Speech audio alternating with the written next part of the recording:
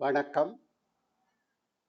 எதிர்வரும் அரச பரீட்சை வினாயின வினாக்களை மாத்திரம் கூறி வெளியிட்டு விடை வழங்கப்படாது.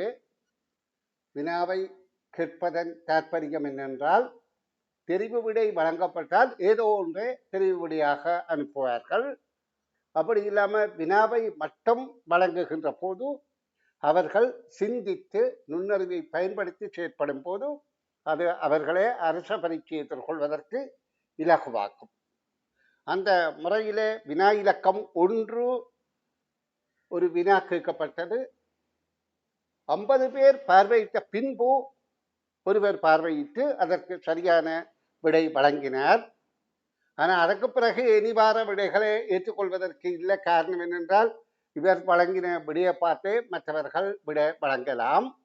ஆகவே இவர் ஒருவர் முதல் வினாவுக்கு அந்த வினாக்களுக்கு முதல்ல விடை வழங்குகிறார்கள். முதல் வினாவுக்கு முதல் விடை வழங்குகிற விடையை மட்டும் சரியாகும் வரை ஏற்றுக்கொள்வோம்.